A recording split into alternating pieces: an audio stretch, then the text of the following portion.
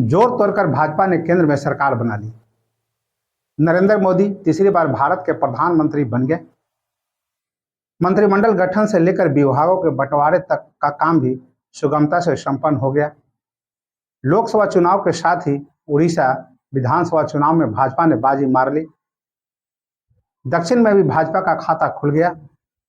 यह सब भाजपा की उपलब्धियों का एक पक्ष है।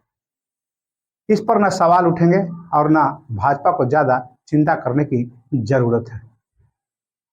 पर पश्चिम बंगाल, बिहार, झारखंड, महाराष्ट्र, उत्तर प्रदेश और राजस्थान में भाजपा की जो दुर्गति हुई है वह जरूर भाजपा के लिए चिंता का विषय है। लोकसभा चुनाव के परिणाम आने के बाद से ही यह आम सवाल हो गया है कि क्या भाजपा की ऐसी हालत क्यों हो गई। 282 से चलकर 303 सीटों की ऊंचाई तक जाने वाली भाजपा के साथ ऐसा क्या हो गया, या नरेंद्र मोदी की सरकार ने 2019 से लेकर 2024 तक के बीच के 5 सालों में ऐसी कौन सी भूल कर दी जिसका खामियाजा उसे 242 सीटों के नतीजे के रूप में भुगतना पड़ा। इसके कारणों की पड़ताल भी अपने अपने अंदाज में लोग कर रहे हैं। भाजपा के भीतर भी यकीनन इस पर मंथन चल ही रहा होगा। भाजपा को बहुमत से दूर रह जाने का मलाल सता रहा होगा।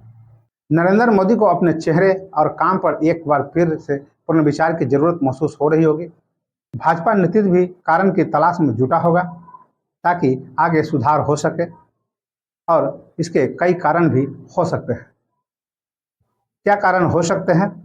तो सबसे पहले नमस्कार, आप देख रहे हैं न्यूज़-ईरा और मैं आपके साथ विपिन। पहला, भाजपा को उसका अति विश्वास ले डूबा। भाजपा की इस दुर्गति की पहली वजह तो यह समझ में आती है कि अति विश्वास के कारण भाजपा को बहुमत से दूर जाना पड़ा। हालांकि इस अति विश्वास की व्याख्या किए बिना निहितार्थ समझना मुश्किल है, लेकिन अति सर्वत्र वर्ज्यते की उक्ति से समझने में सहायक होगी। नरेंद्र मोदी ने जनवरी में एनडीए सांसदों की बैठक में इस बार 400 पार का नारा दिया। मेरी समझ है कि नरेंद्र मोदी सीटों की संख्या का पिछला रिकॉर्ड तोड़ना चाहते थे। बता दें कि 1984 में इंदिरा गांधी की हत्या के बाद राजीव गांधी के नेतृत्व में हुए लोकसभा चुनाव में कांग्रेस ने 403 सीटें जीती थी। नरेंद्र मोदी एनडीए के घटक दलों के साथ 2019 में 356 सीटों तक पहुंच चुके थे। शायद उन्हें भरोसा था कि अपने कामों से उन्हें मतदाताओं का जो नया वर्ग खड़ा कर लिया है उसके सहयोग से राजीव गांधी का रिकॉर्ड तोड़ना मुश्किल नहीं है। दूसरा कारण यह भी हो सकता है, भाजपा पर 400 पार का नारा भारी पड़ गया। लोगों के मन में यह सवाल स्वाभाविक रूप से उठने लगा कि 400 पार क्यों चाहते हैं नरेंद्र मोदी। भाजपा इसका रहस्य चुनाव में लोगों को समझा नहीं पाई। सच कहे तो भाजपा ने इसकी जरूरत ही नहीं समझी। भाजपा समर्थकों को तो इस उत्साही नारे ने ऐसा भाव विभोर कर दिया कि वे मोदी है तो मुमकिन है कि सब्जबाग में ही उलझे रह गए। इसी धारणा की बदौलत ज्यादातर ने बूथ तक जाने की जरूरत नहीं समझी। दूसरी ओर मोदी को हटाने की तैयारी में दमखम में जुटे विपक्षी दलों के समर्थक अभी नहीं तो कभी नहीं के मूड में बूथ तक भड़बड़ा कर पहुंच गए। इसी नारे पर विपक्ष ने भ्रमकारी नैरेटिव गढ़ लिया। विपक्षी गठबंधन इंडिया के नेताओं ने तर्क के साथ बताना शुरू किया कि मोदी को 400 सीटों क्यों चाहिए। विपक्ष ने बताया कि बाबा साहेब आम्बेडकर के संविधान को बदलने के लिए नरेंद्र मोदी 400 पार की बात कर रहे हैं। भाजपा 400 सीटें लाकर दलित पिछड़ों को आजादी के वक्त से मिल रहे आरक्षण को खत्म कर देगी। भाजपा आरक्षण विरोधी है, इसलिए जाति जनगणना से भागती रही है। भाजपा ने पहले तो विपक्ष के ऐसे नैरेटिव को नजरअंदाज कर दिया, लेकिन बाद में इसके असर का आभास हुआ तो नरेंद्र मोदी ने मुस्लिम आरक्षण खत्म करने की बात कह उसे काउंटर करने की कोशिश की। विपक्ष अपने नैरेटिव को जन जन तक पहुंचाने में कामयाब रहा। भाजपा लोगों को असलियत समझाने में नाकाम रही। तीसरी बात करें तो सीटिंग को लेकर टिकट देने में भी बिगड़ा खेल। भाजपा की दुर्गति का जो दूसरा कारण समझ में आता है वो है सिटिंग सांसदों के खिलाफ एंटी इनकम्बेंसी को न पहचान पाना। भाजपा ने ज्यादातर सिटिंग सांसदों को इस बार भी रिपीट कर दिया।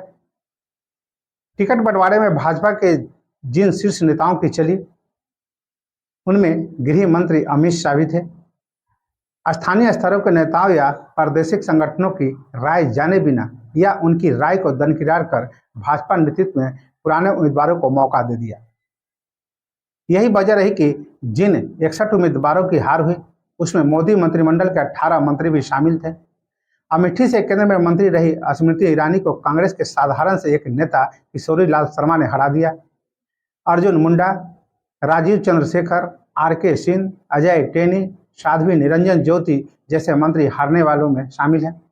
लंबे समय तक सत्ता में रहने के कारण एंटी इनकम्बेंसी स्वाभाविक है।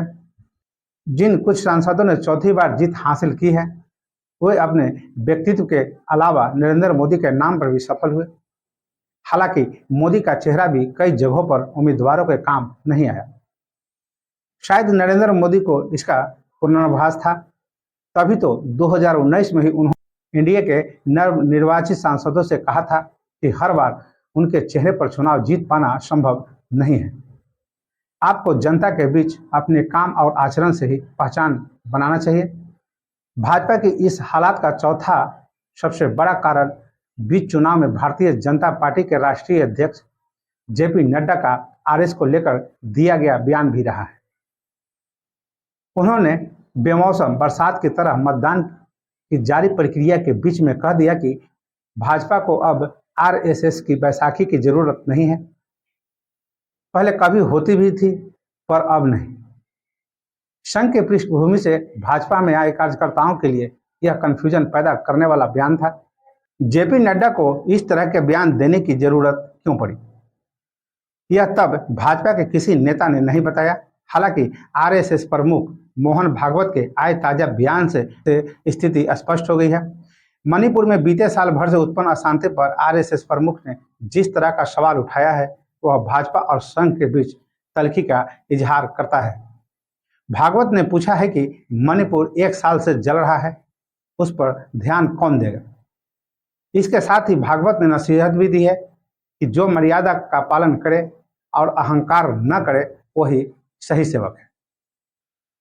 सहमति से देश चलाने की परंपरा का स्मरण भी भागवत ने कराया है। उनके बयान से इतना तो स्पष्ट हो गया कि भाजपा और संघ के रिश्ते में तल्खी आ गई है। नड्डा के बयान के बाद संघ की नाराजगी का इसे इजहार ही माना जा सकता है, जो भाजपा के लिए आने वाले दिनों में भी मुश्किलात पैदा करेगा। तो बस अभी के लिए इतना ही। अगर अभी तक आपने मेरा चैनल को सब्सक्राइब और फॉलो नहीं किए हैं तो ज़रूर कर लें। अगर आपका कोई महत्वपूर्ण सुझाव हो तो मेरा कमेंट बॉक्स में अवश्य दें। और इसी के साथ मुझे आज्ञा दीजिए। नमस्कार, आपका दिन शुभ हो।